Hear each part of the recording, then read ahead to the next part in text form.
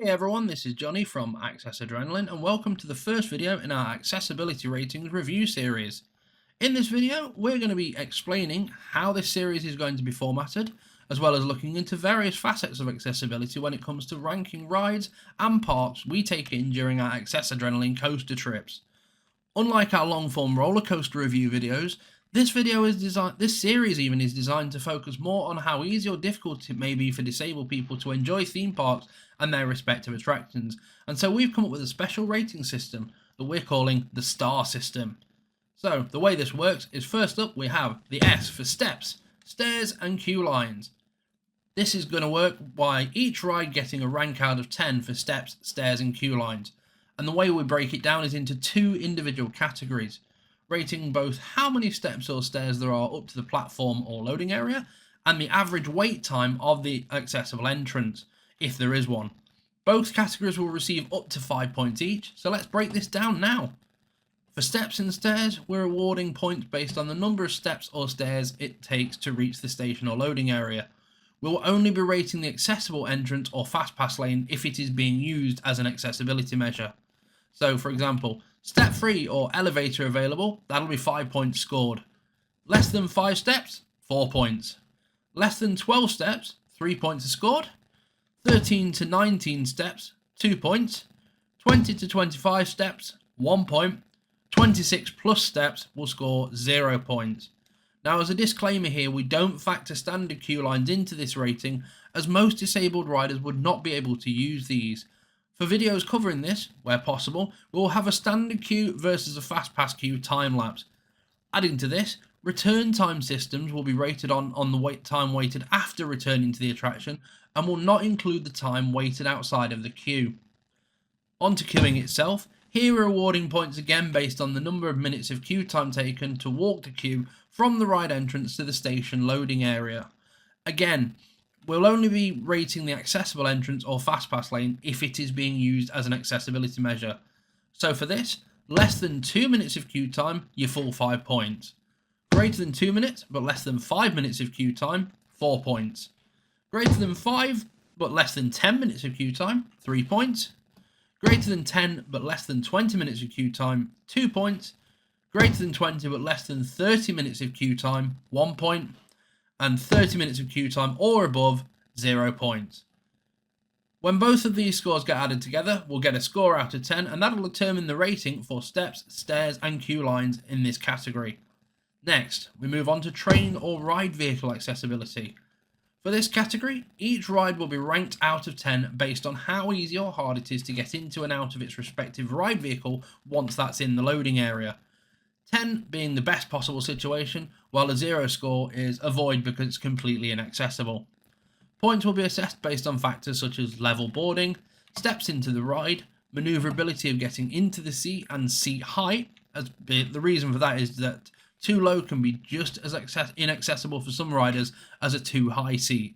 Also, for wheelchair users, we have to factor in, is there a wheelchair accessible ride vehicle or must they transfer into a ride car?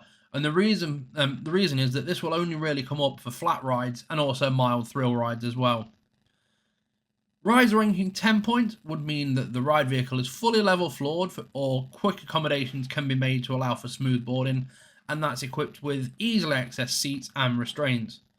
Rides ranking 0 points would mean that the ride has a difficult to enter train or ride vehicle consisting of steps up or down into the vehicle, narrow spacing with hard or bulky restraints, and very hard to access seats.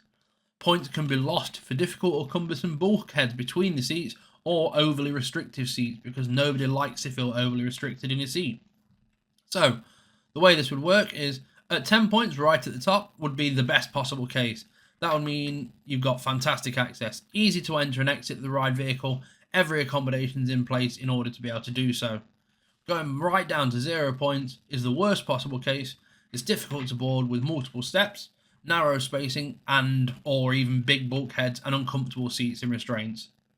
So that covers the ride or train or ride vehicle accessibilities. Now we move on to accommodations. In this section, we'll be rating accommodations in place for those who cannot use the standard queue for certain reasons. For example, the queues being inaccessible to wheelchairs, and or other mobility equipment for people with anxiety or sensory issues who can become overwhelmed by crowds or loud noises, for example. And also, for example, is there a separate entrance for disabled guests? Is there access via the fast pass lane with a wristband or card like the Disney DAS pass system?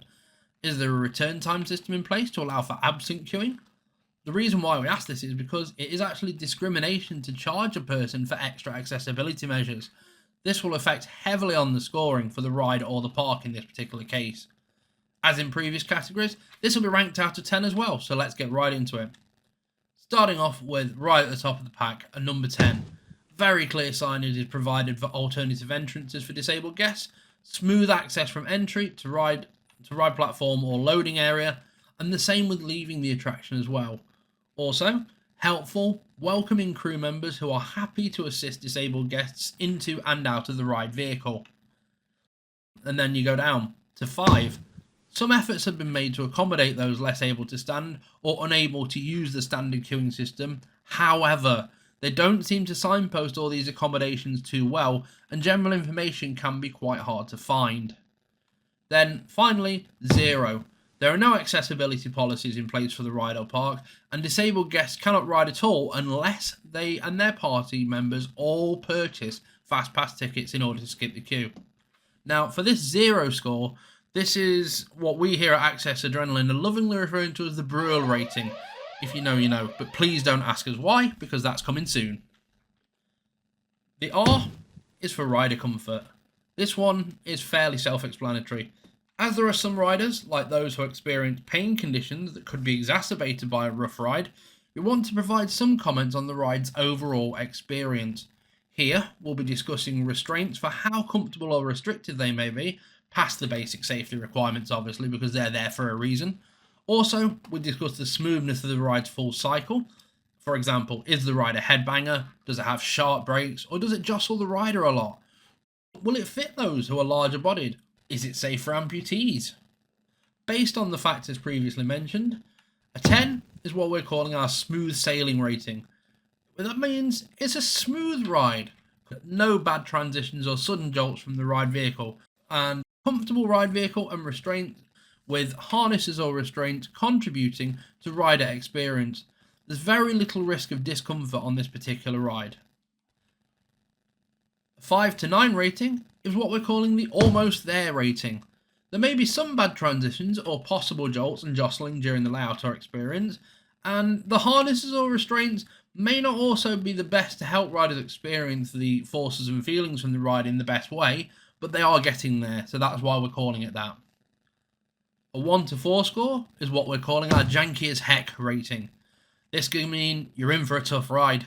Consistent jolting or jostling during the layout, and the restraints in general are really poorly designed and do not at all contribute to the rider comfort or enjoyment of that particular ride. A good example of what would fall into a 1 or 4 category is an old style restraint on a Vekoma suspended looping coaster. Going down to the absolute bottom of the pile now, we have the 0 score, which is avoid. It's most likely that that's going to be too rough for most disabled riders to enjoy, and then even some able-bodied customers might find this ride uncomfortable to be considered enjoyable due to endless jolting or jostling, bad transitions, or poor track profiling. The restraints are incredibly uncomfortable and may contribute negatively to overall rider wellness by way of headbanging or pinchy restraints, for example. Now, a good example of that is the SLC Odyssey at Fantasy Island when they had the original restraints way back in 2002. They caused so much pain that they even had to change the restraints on those ride vehicles.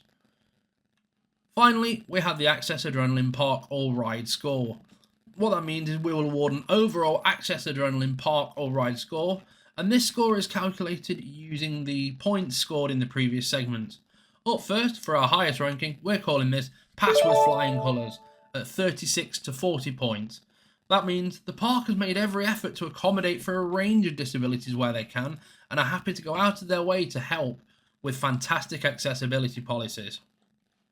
Moving down, a 31 to 35 score denotes a pass. That means the park does have some measures in place to accommodate some mainly ambulant disabilities and can offer help to those that need it. Again, 31 to 35 gives you a pass.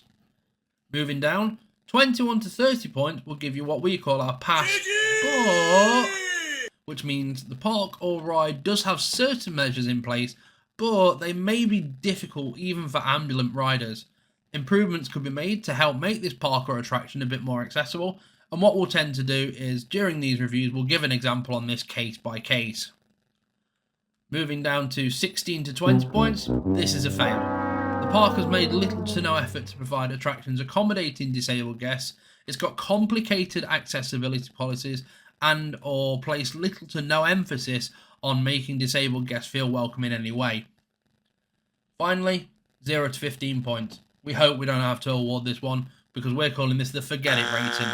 No accessibility policies are in place here at this park. Disabled guests and their party are forced to pay for premium fastpass tickets in order to avoid the queue length but not the stairs. Forget it is also going to be referred to as the Brule rating. So, on with this information then. These are the metrics we plan to use to help disabled customers attempt to gain a better understanding of which theme parks, amusement parks and rides will be suitable for them. Of course, these are subjective based upon our own research and findings, and with that in mind, the next episode of this series will get into the meat and veg of what our purpose is, to help provide those theme park thrills for all, as the next episode is going to take in the first 3 rides we reviewed from Poland's Energylandia. If you like the concept behind this series, be sure to stick around, subscribe and hit the notification bell, and be sure to like the video if you did as well, as there is of course a button just for that purpose. In the meantime, I'm Johnny, this is Access Adrenaline, where we aim to help deliver theme park thrills for all. If you have any questions, drop them below in the comments. Thanks for watching, have a great week ahead, and we will see you next time. This video is stress-relieved but lovingly proofread, edited and approved by Claire, the resident wheelie.